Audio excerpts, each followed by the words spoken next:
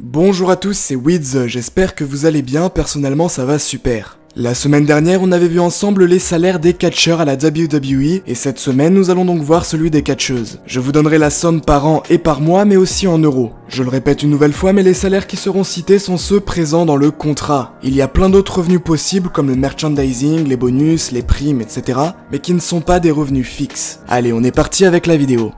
Tamina, 80 000 $. On commence donc avec un salaire assez faible, celui de Tamina. En effet, la catcheuse, bien que peu utilisée, touche un salaire vraiment très bas pour l'effort physique que demande la WWE entre les heures sur la route, les live events, etc. Elle touche 80 000 $, ce qui correspond à 72 555 € par an. Cela représente un peu moins de 6 000 € par mois. Sarah Logan, 80 000 $. Tout comme Tamina, Sarah Logan ne touche que 80 000 $ par an. Je ne vais pas vous refaire les conversions puisqu'elles seront identiques, mais cela reste toujours assez faible, et vous allez voir que Sarah et Tamina ne sont pas les seules. Ruby Riott, 80 000 $. Et oui, tout comme les deux catcheuses citées précédemment, Ruby Riott ne touche que 80 000 $ par an. Je pense que beaucoup auraient pensé la voir plus haute dans le classement, mais malheureusement non, et c'est vraiment dommage. Mandy Rose, 80 000 $. Et pour la 4e fois, une catcheuse touche 80 000 $ par an. Pour ceux qui ne s'en souviennent plus, cela ne représente qu'un peu moins de 6 000 € par mois dans la plus grosse fédération de catch au monde. Je ne sais pas si vous vous rendez compte, mais c'est vraiment très peu. Sonya Deville, 100 000 $. On passe enfin le cap des 100 000 $. Cela représente 90 694 € par an, soit 7 557 € par mois. Là aussi c'est très peu, mais c'est évidemment mieux que les 80 000 $ des catcheuses précédentes. Nia Jax, 100 000 $.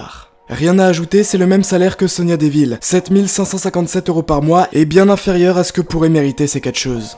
Carmella, 120 000 $. Cela représente un peu moins de 109 000 € par an et environ 9 000 € par mois. On commence un petit peu à augmenter, mais c'est toujours un salaire assez bas. Naomi, 180 000 $.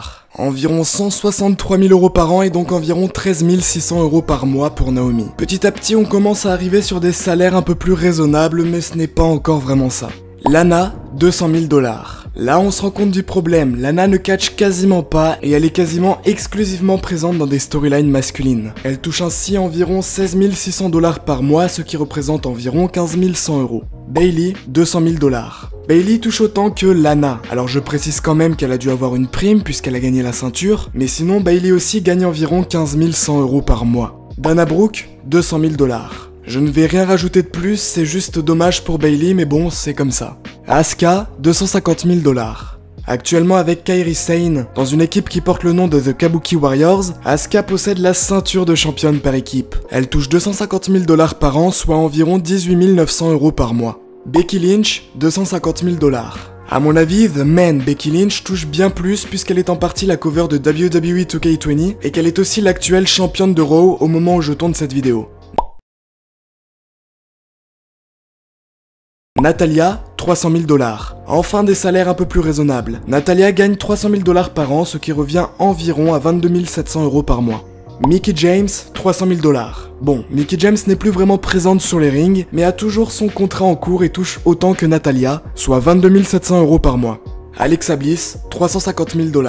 La catcheuse a eu une année assez difficile à cause des blessures, mais s'installe confortablement dans la fédération, avec environ 317 400 € par an et donc environ 29 200 € par mois. On espère évidemment qu'elle reviendra bientôt sur les rings. Charlotte Flair, 550 000 $. On est presque sur du 500 000 € par an pour Charlotte Flair qui doit son salaire à son immense talent, mais aussi son père qui a dû beaucoup l'entraîner pour arriver à ses sommets. Cela représente un peu moins de 41 600 € par mois. Et enfin la catcheuse la mieux payée, Ronda Rousey, 1,5 million $. Décidément, comme on peut le voir avec Brock Lesnar, Cain Velasquez et maintenant Ronda Rousey, l'UFC permet aux catcheurs de gagner beaucoup d'argent à la WWE. Ronda Rousey est donc la seule catcheuse à gagner plus d'1 million $ par an. Cela représente 125 000 $ par mois, soit un peu moins de 113 400 €. Comme on peut le constater, les salaires des catcheuses restent bien inférieurs à ceux des catcheurs. C'est injuste en vue du niveau qu'elles peuvent atteindre aujourd'hui, mais seul le temps et la reconnaissance pourront changer la donne. Pour vous dire, il y a 10 catcheurs qui arrivent à toucher au minimum 1 500 000 $. Et le pire, c'est que tout comme Brock Lesnar, Ronda Rousey doit son salaire grâce à l'UFC. Si on enlève ce paramètre, le meilleur salaire à la WWE pour les hommes est celui de John Cena avec 8 500 000 $, contre 555 000 $ avec celui de Charlotte Flair. L'écart est juste énorme, on parle d'un salaire 15 fois plus élevé. Dites-vous que Kurt Hawkins gagne autant que Bayley. Je veux bien que l'argent ne doit pas être le centre des mauvaises intentions dans le catch, c'est avant tout une passion, mais faut quand même reconnaître que c'est assez injuste. Enfin bref, on arrive à la fin de cette vidéo, j'espère qu'elle vous aura plu. D'ici là, on se revoit très bientôt, n'oubliez pas de vous abonner, vérifier si la cloche est activée, enfin bref, je pense que vous connaissez la formule. Aussi, je rappelle qu'il est encore possible de participer au concours pour gagner WWE 2K20. Allez checker la description si vous voulez participer. On se revoit très bientôt, passez une bonne semaine. C'était Weeds, bye tout le monde.